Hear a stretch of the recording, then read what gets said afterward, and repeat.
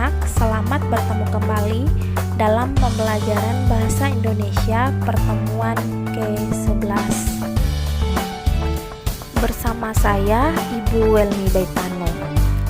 Mari kita awali pembelajaran kita kali ini dengan sama-sama berdoa menurut kepercayaan kita masing-masing. Berdoa mulai.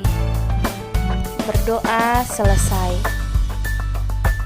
Untuk lebih semangat lagi, mari kita lakukan tepuk PPK. Selamat pagi. Pagi, pagi, pagi. Selamat pagi. Pagi, pagi, pagi. Tepuk PPK. Religius, nasionalis, mandiri, gotong royong, integritas. Menelaah struktur surat pribadi dan surat dinas. Struktur surat pribadi dan surat dinas berbeda. Dan berikut adalah penjelasan mengenai struktur surat pribadi. Struktur surat pribadi. Yang pertama, tempat dan tanggal surat. Merupakan nama tempat dan tanggal pembuatan surat. Yang kedua, alamat surat. Berisi alamat yang dituju untuk dikirimnya surat tersebut. Yang ketiga, salam pembuka. Biasanya salam pembuka ini lebih santai atau tidak formal. Bisa berbentuk salam kangen, salam rindu, atau juga assalamualaikum dan sebagainya. Yang keempat, paragraf pembuka. Biasanya menanyakan tentang kabar. Contohnya, "Hai Nida, apa kabar? Semoga baik-baik saja ya." Nah, itu merupakan paragraf pembuka. Yang kelima, isi surat. Isi surat berisi inti dari sebuah surat yang disampaikan pengirim surat kepada penerima surat. Yang keenam, penutup surat. Berisi kalimat selesainya surat itu ditulis dan berisi harapan agar penerima surat membalas surat tersebut. Contohnya, sekian dulu ya. Semoga kamu dapat membalas surat ini. Yang ketujuh, salam penutup, yaitu salam akhir yang biasanya ditulis dengan bentuk sahabat tercintamu, sahabat terkasih, yang merindukanmu, dan sebagainya. Dan yang terakhir adalah nama dan tanda tangan. Berisi nama dan tanda tangan si pengirim surat. Nah, itulah ke-8 struktur surat pribadi. Nah, mari kita aplikasikan ke dalam contoh surat pribadi. Perhatikan contoh surat pribadi berikut. Malang, 29 November 2015. Ini merupakan tempat dan tanggal surat. Cara penulisan tanggal, bulan, dan tahun harus lengkap, seperti yang tertera pada contoh. Hal yang harus diperhatikan adalah penulisan nama bulan tidak boleh ditulis dengan angka. Salam kangen. Nah, ini merupakan salam pembuka. Apa kabar, Aim? Nah, ini merupakan paragraf pembuka karena menanyakan tentang kabar. Aim, setelah kamu pindah ke Samarinda, kami dengar kamu bersekolah di sekolah bertaraf internasional. Bagaimana rasanya sekolah di sana? Liburan semester ini, aku dan keluarga berencana berkunjung ke rumah pamanku di Samarinda. Aku akan sangat senang jika dapat bertemu denganmu. Kirimkan alamatmu kepadaku ya. Nah, ini merupakan isi surat, yaitu inti dari surat yang di dalamnya berisi pesan yang disampaikan oleh pengirim surat kepada penerima surat. Sekian dulu, semoga kamu dapat membalas surat ini. Aku tunggu balasanmu. Ini merupakan penutup surat. Sahabatmu. Nah, ini merupakan salam penutup. Giyati. Nah, ini merupakan nama pengirim surat yang harus disertai dengan tanda tangan pengirim surat. Baik anak-anak, sekarang kita beralih ke surat dinas. Berikut merupakan struktur surat dinas. Yang pertama, kepala surat atau kop surat. Berisi lembaga atau instansi pembuat surat. Yang kedua, tanggal surat. Berisi tanggal pembuatan surat. Yang ketiga, nomor, perihal, dan lampiran. Nomor berisi urutan keluarnya surat. Lampiran berisi tambahan dokumen atau lembaran kertas lain. Diisi dengan tanda strip apabila tidak memiliki lampiran. Dan perihal berisi isi pokok surat. Yang keempat, alamat surat. Berisi alamat surat yang dituju. Yang kelima, salam pembuka. Berguna untuk menunjukkan rasa hormat dan sikap sopan santun dari pembuat surat. Yang keenam, paragraf pembuka. Berisi bagian pengenalan konsep awal yang mengarah pada bagian isi surat. Yang ketujuh, isi surat. Merupakan inti dari surat yang berisi suatu hal yang ingin disampaikan. Yang kedelapan, penutup surat. Berisi harapan dan ucapan terima kasih dari penulis surat. 9. Salam penutup. Berisi ungkapan rasa dari penulis surat kepada penerima surat. Dan yang terakhir, nama dan tanda tangan. Berisi nama lengkap, gelar jika ada, dan tanda tangan penulis.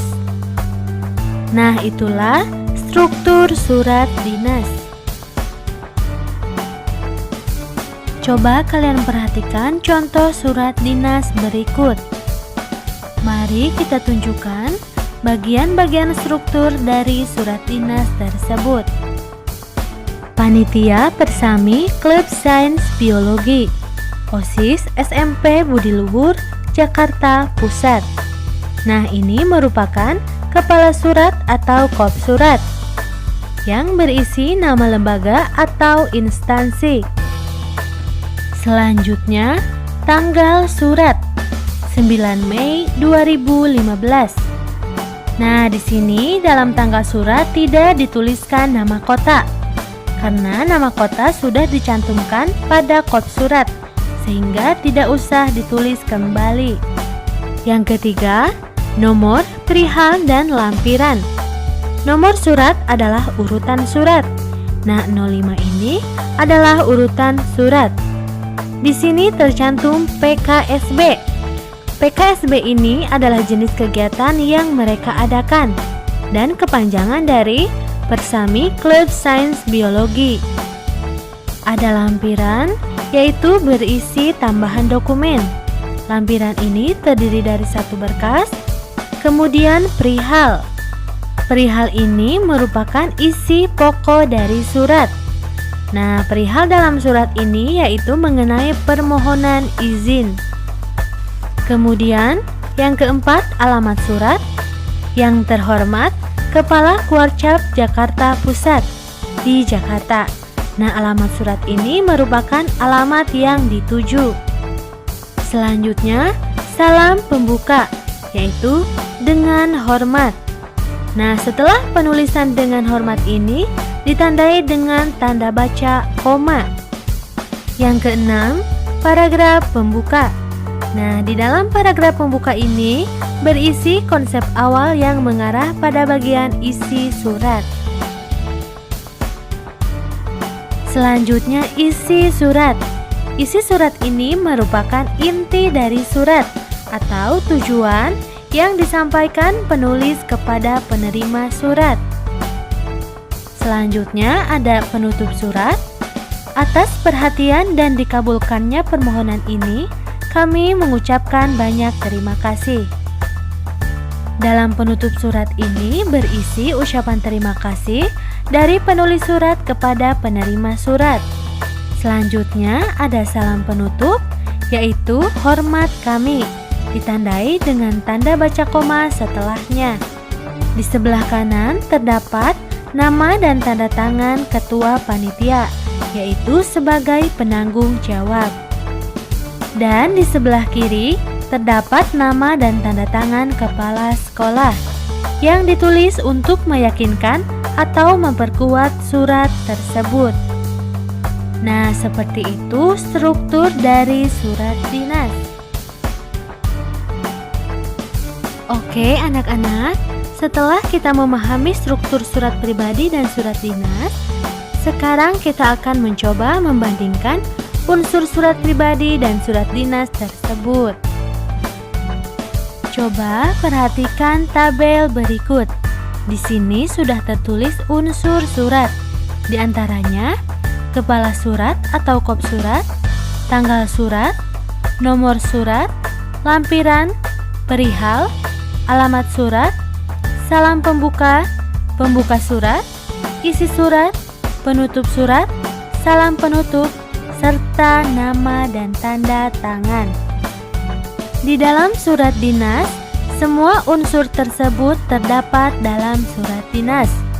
Sedangkan dalam surat pribadi, kepala surat atau kop surat, nomor surat, lampiran, dan perihal tidak terdapat dalam surat pribadi. Nah, itulah perbandingan unsur surat antara surat pribadi dan surat dinas.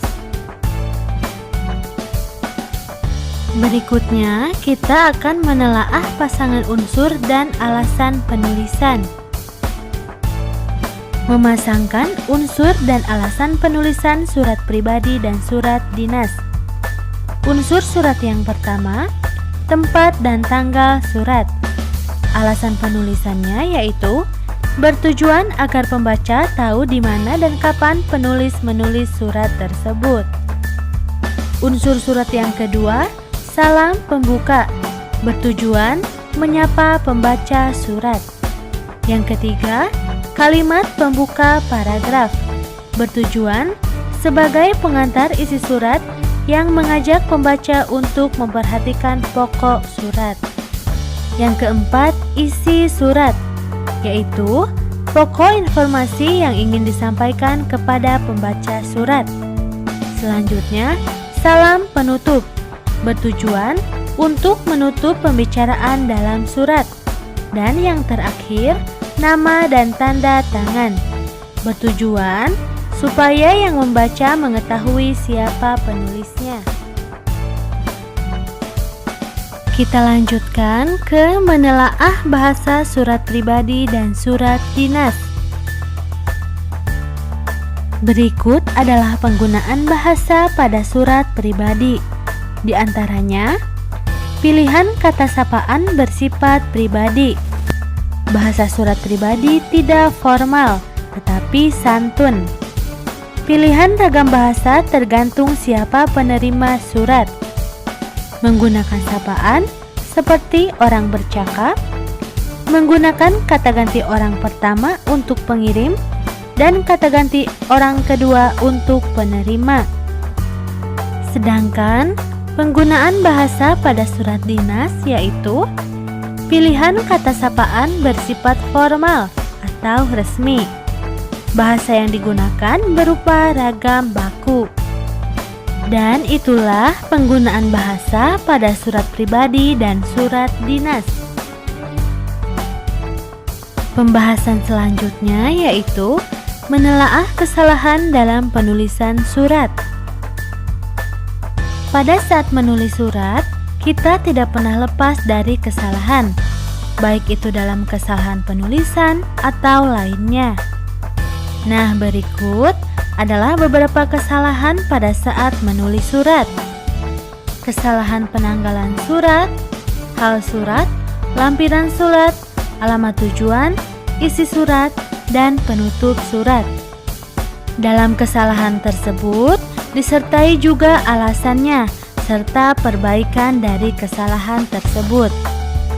Silahkan kalian baca sendiri dan pahami beberapa kesalahan dalam penulisan surat. Menelaah kesalahan dalam penulisan surat terdapat pada buku paket Bahasa Indonesia kelas 7 pada halaman 264 dan 265. Sekian dulu materi dari Ibu. Silahkan anak-anak anak-anak mempersiapkan diri untuk mengerjakan soal. Sekian dan terima kasih. Selamat pagi.